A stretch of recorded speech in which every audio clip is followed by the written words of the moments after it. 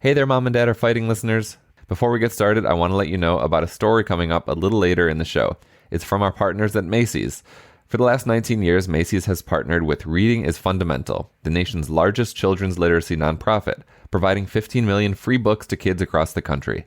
From July 1st to 31st, you can support Reading is Fundamental by rounding up your Macy's in-store purchase or donating online. Stick around to hear from Ingrid, an elementary school principal, and find out how Reading is Fundamental has impacted the students in her school and greater community.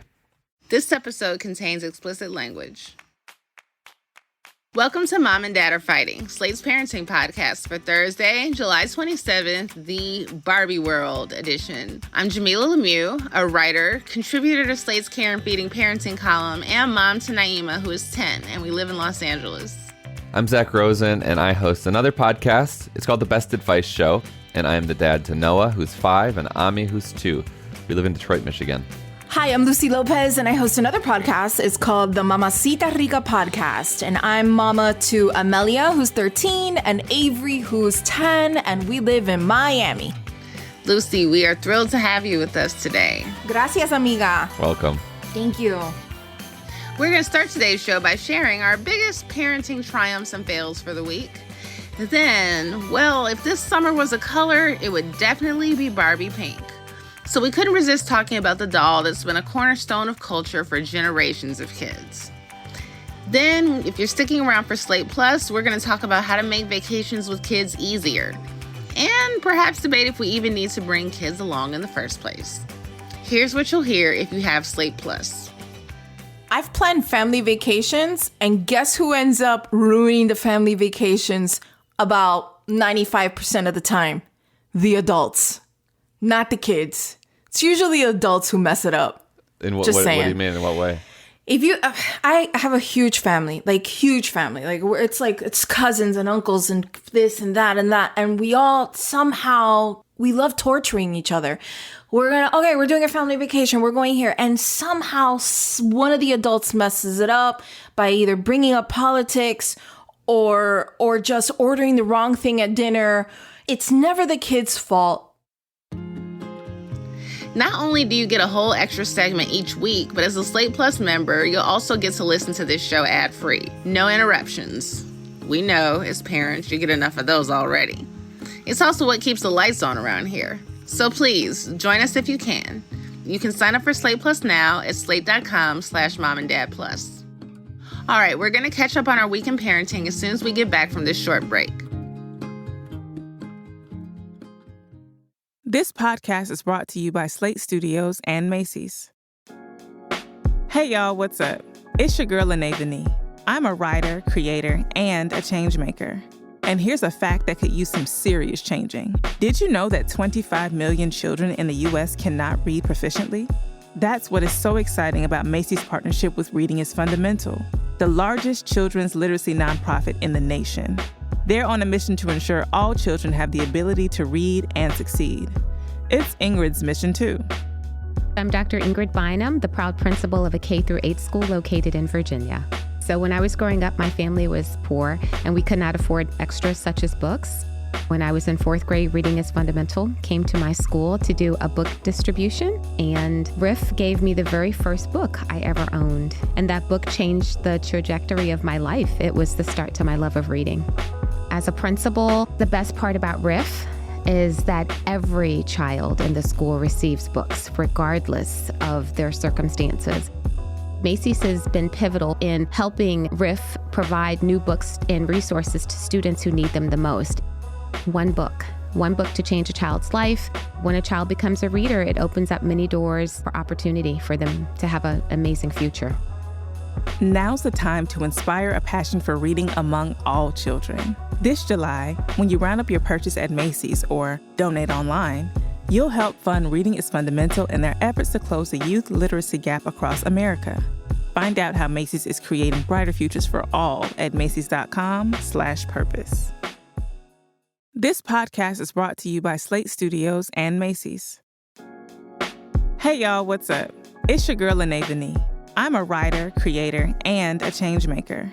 And here's a fact that could use some serious changing. Did you know that 25 million children in the U.S. cannot read proficiently? That's what is so exciting about Macy's partnership with Reading is Fundamental, the largest children's literacy nonprofit in the nation. They're on a mission to ensure all children have the ability to read and succeed. It's Ingrid's mission, too. I'm Dr. Ingrid Bynum, the proud principal of a K-8 school located in Virginia. So when I was growing up, my family was poor and we could not afford extras such as books. When I was in fourth grade, Reading is Fundamental came to my school to do a book distribution, and RIF gave me the very first book I ever owned. And that book changed the trajectory of my life. It was the start to my love of reading. As a principal, the best part about RIF is that every child in the school receives books, regardless of their circumstances. Macy's has been pivotal in helping RIF provide new books and resources to students who need them the most. One book to change a child's life.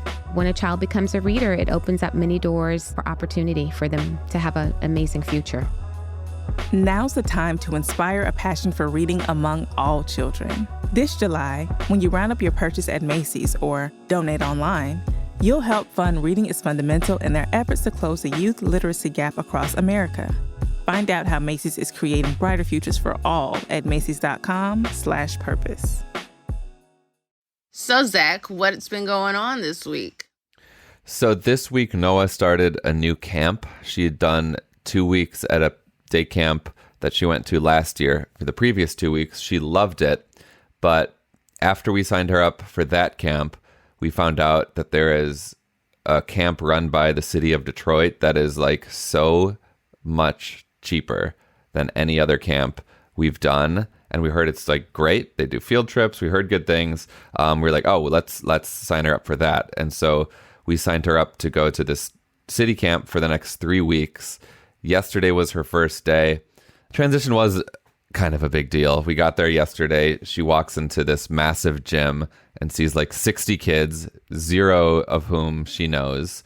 There is one kid in this new camp that she does know, but he hadn't arrived yet. So it was like, I mean, I was getting kind of like first day panic attack, and I wasn't even going to have to be there. And I just like saw her face and I knew she was about to lose it. Well, lose it is too strong of a statement. I knew she was going to have a tough time, and she did. You know, she held on to me. She started crying. She said she didn't want to go. I stayed with her for like 5 or 10 minutes. I actually had to stay to like fill out a bunch of forms. And like by the end of the 10 minutes, she seemed to be good. And like the last vision I saw of her before I turned my back to go was her holding hands with this like random ass new friend that she had just made. So I was like, okay, great, perfect. She's amazing. She's resilient. She's strong. It's all going to be fine. I picked her up from camp yesterday. She said she didn't love it. Does she have to go back? And I was like, yeah, you do. I think you'll like it. Like, you're going to go on field trips later in this week. They're taking them to a water park, but she wasn't excited. She definitely seemed to not be as into it as her previous camp. And like today, she was even worse when I dropped her off than she was yesterday, just crying and like really having such a hard time, a harder time than she's had in quite some time. And before I knew it, like she was, you know, I was holding her and she was drenching my shirt in her tears. I felt terrible. I'm like, geez, do I have to leave her here? What should I do? Finally, like these 5 girls walk up to her. They're like, oh, what's wrong? Like, why are you crying? Are you okay? And they were being so sweet. And that helped a bit. She still didn't like snap out of it like I hoped she would, but she regained some, not all, but some of her composure. And I left her, and I'm just like hoping that she's not suffering right now. She could be. I did tell her that I would pick her up early today, and I will after we finish this show. But like these kids, what they are capable of in terms of just like adjusting to a profoundly new world that they have no say in. You know, they're just like totally at our mercy. So I just have a lot of love and respect for Noah today, who is just not so excited to be where she is, which isn't a good feeling. But I'll report back next week. I'm really hoping that things turn around for her there, because it's just such a good deal, this camp. But she doesn't care about that. Kids do not care about that. Well, hopefully she has a better day today, and maybe those 5 girls will take care of her and make sure that she's got some companionship too. Fingers crossed. Fingers crossed. What about you, Lucy? Does everybody here know what a quince is? Like a quinceañera? Yeah, quinceañera. So my friend's daughter's quinces were last weekend, and it wasn't your traditional quinceañera. It wasn't like at a banquet hall with, 13 dancing couples wearing these big dresses, and a DJ and smoke machine. It was actually really cool and chill, and it was at a park, and we're getting ready to go to the quince, and my oldest, that was like her best friend's sister's quince. So there's like a mix of like middle school girls and high school girls, right? We're getting ready to go to the quinces, and it was Bad Bunny themed. So you already know mommy showed up. And I see my daughter's outfit, and she's wearing like knee-length pink shorts with a pink top, like a little short sleeve, almost think like a Hawaiian shirt that your dad might wear, but pink, and then a white tank top underneath, and she wore a cowboy hat, and she wore her new pink Crocs. And I'm in my head because, kind of like, I remember how insecure I was at that age, but the way that I looked, if I, wasn't wearing, I wore a lot of hand-me-downs growing up. So her just being so confident with that cowboy hat on, walking into this quinces, it was like, I'm pulling up, and my husband's like looking at me, and I'm looking at him, and these girls are dressed, little short shorts with the crop top, and their belly buttons are showing, and there's a lot of like random ass cheek throughout this party. And I was like, okay, let's see how this goes. So we walk in. She got like the biggest hug, all the love from all her friends. Were like, Amelia, what's up? And like hugged her. And all her friends are from like all over. And she's got her best friend who's Jamaican, and the other one's from Haiti, and this one is white, and this one's Venezolana and Colombiana and Cubana. It's like United Colors of Benetton up in this party. And my kid is, in my opinion, sticking out with this cowboy hat, something that at 13 I would never commit to. Never. I would never commit to a cowboy hat. This kid rocked that cowboy hat like nobody's biz. I was like, wow, look at that. I raised a little independent thinker and someone who's like going to the beat of her own drum. And halfway through the party, I realized that everybody that's at this party are a bunch of theater kids. And I'm like, oh my gosh, I'm raising a theater kid? And everything made sense in the world. I kumbaya'd quietly in the back of the party with my husband, and we high-fived each other. And we were so proud of her at that moment because I just realized, wow, she found her little group of friends. Like, she found her people. And my kid went through some bullying earlier in the 7th grade. First 2 months of 7th grade were torture. And now I saw her in her element. It was so wonderful to just see her own herself, her identity, who she is, what she believes in, and all this love that we poured into her, man. She was just exuding it at this party. That's great. Good day. It was a good day. Yeah. Thank you. Yeah. What about you, Jamilah? Well, okay, I've got a little fail, not a huge fail, but Naima and I went to Chicago on Thursday to celebrate my dad's birthday, which we actually did on my birthday. My sister threw a 70th birthday for my dad. Some of his friends came by. It was nice. I sacrificed my birthday because she asked when I felt, when was I available to come home for it? And I said, let's just do it on my birthday. And so it was nice and it was fine. And we were supposed to go back on Monday. It's Tuesday when we're recording this, and I'm still here. I just couldn't go yesterday. I just got so sad when it was time to go to the airport, and I was just like, we just need another day. So we're still here. We're leaving tonight. I just needed more family time. And I kind of knew this when I was booking the trip, that I should have booked it, a little longer. But I was trying to, respect Naima's camp schedule. But they ended up canceling camp for today for construction. So I was like, okay, perfect, How long did you originally intend to stay? From Thursday to Monday. Okay, yeah, that's not long enough. That's so nice. Why don't you stay for longer? We've both got stuff to do. Naima's in this special camp this summer at her stepmother's school, and there's a family night on Thursday. She doesn't want to miss it, so I want to make sure she's back for that. And I promised her that I would take her to go see the Barbie movie with one of her friends. It's a really good transition to our next segment. All right. It is a good transition into our next segment. We're going to take a quick break, and we'll see you back in a second for a very pink conversation. This podcast is brought to you by Progressive Insurance. Whether you're driving, cooking, or doing laundry, Progressive knows the podcasts you listen to go best when they're bundled with another activity, much like how their Progressive home and auto policies go best when they're bundled. Having these two policies together makes taking care of your insurance easier and could help you save too. Customers who save by switching their home and car insurance to Progressive save nearly $800 on average. That's a whole lot of savings and protection for your favorite podcast listening activities, like going on a road trip, cooking dinner, and even hitting the gym. Yep, your home and your car are even easier to protect when you bundle your insurance together. Find your perfect combo. Get a home and car insurance quote at Progressive.com today.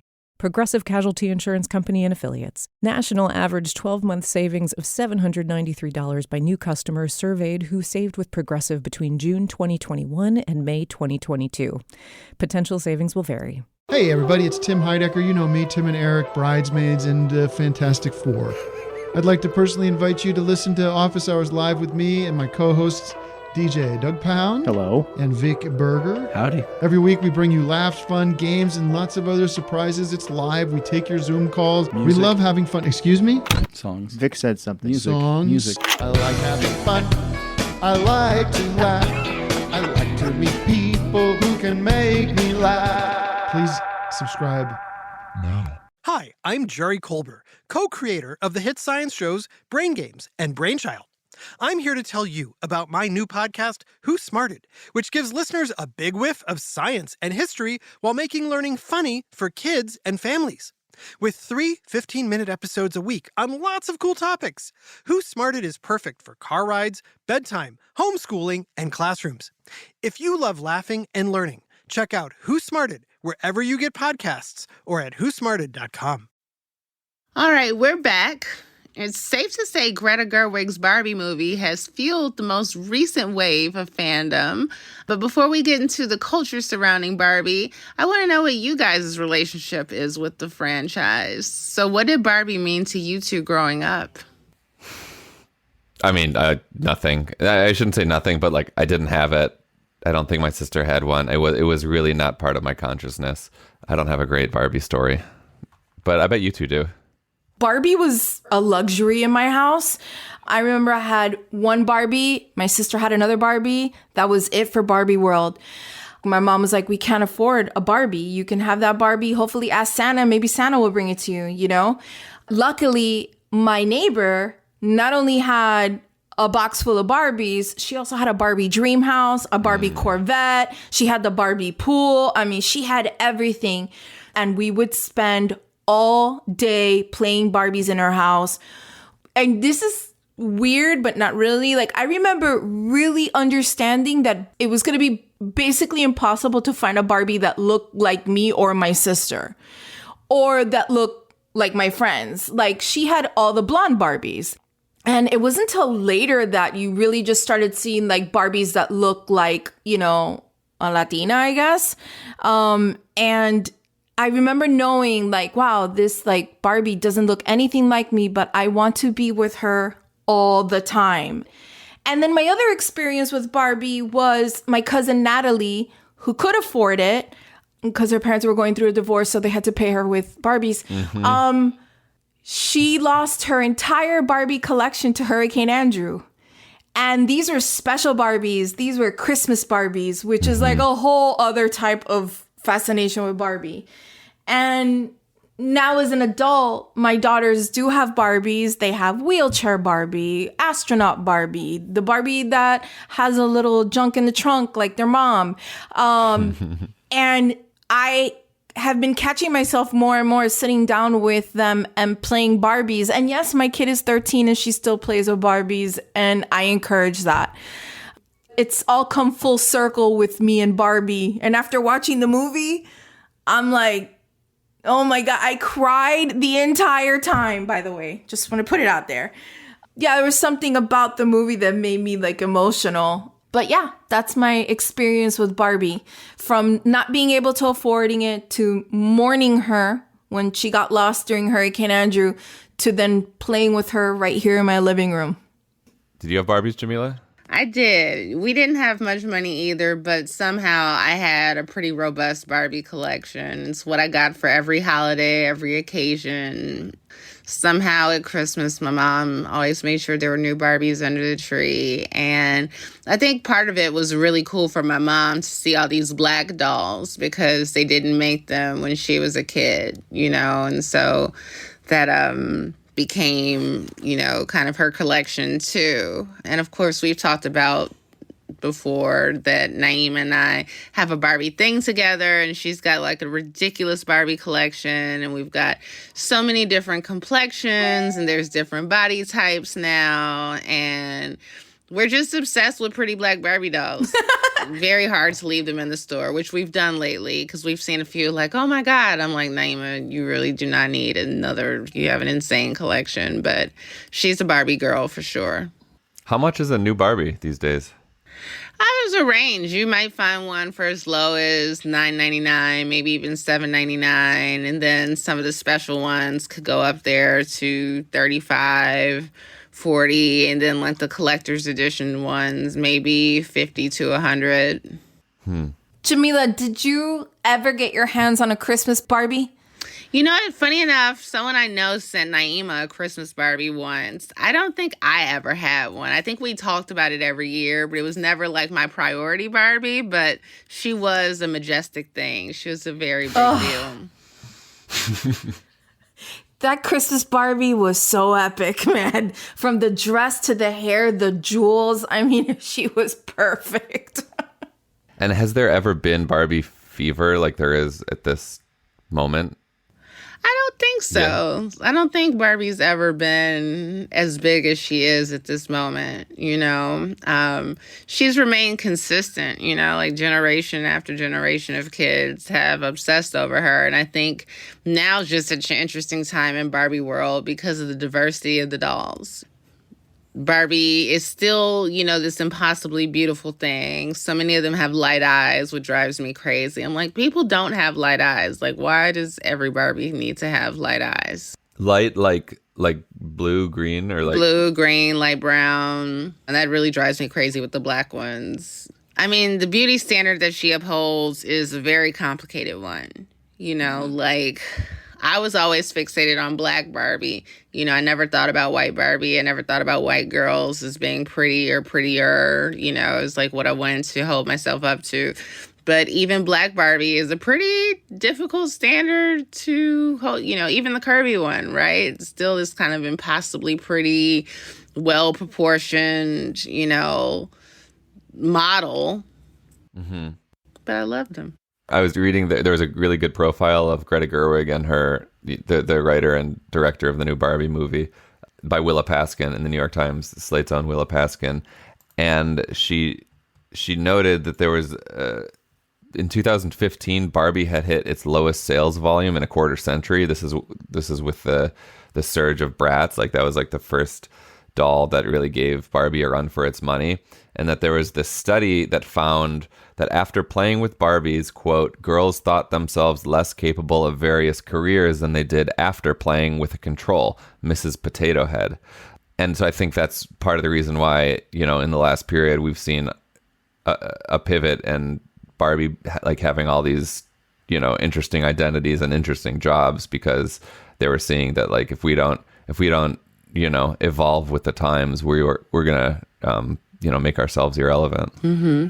Zach, Noah's getting close to Barbie age. She's been asking for one, right? She has. Shira and I have resisted up to this point. I don't have like a really good answer. Like, are we supposed to talk about like the male gaze with our 6-year-old daughter?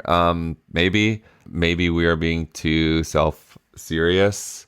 I don't really know. She hasn't asked in a while, so I'm just hoping she doesn't again. I'm sure she will.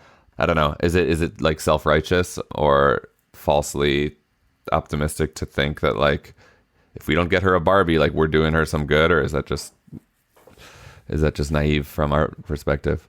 Barbie's complicated, I mean, she does have all these different interesting careers now, and like she also makes you think about pretty.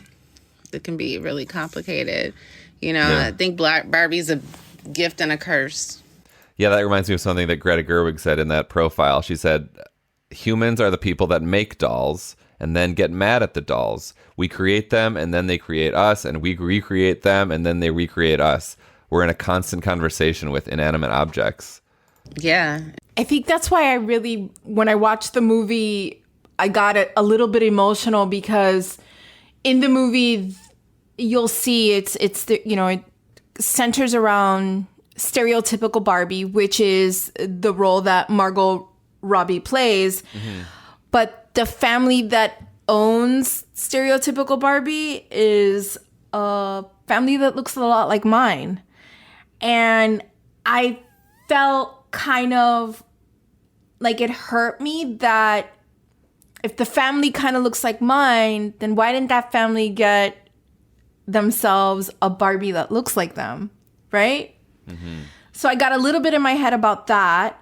And then there were parts of that movie where I related more with weird Barbie than I did with stereotypical Barbie. I thought it was really well done, the movie. And the message is so loud, so loud. And just what a brilliant piece of marketing by Mattel. Not just to like make a Barbie movie, but to have Greta Gerwig make it and to make something like complicated and like both like sincere and subversive. It seems, I haven't seen it, but like there's, it seems like she's wrestling with a lot of these questions. Gerwig is with the text of the film. Like it's not just like idolatry, right? Like it's really having a conversation about Barbie. It's almost to the point where I feel like she made it a point for America Ferrera to have this intense monologue. It was the most perfect monologue that at the end of her monologue, everybody in the theater, I'm assuming all women, we just started clapping. And I'm like looking to the left and to the right. Some women are like wiping their tears because it was very real. Very, very real. And they picked the right actress to deliver the message. Well, listeners, we'd like to know your thoughts on Barbie. Please email us at momanddad@slate.com or leave us a voicemail at 646-357-9318. That's where you can also send any questions you'd like for us to answer on the show.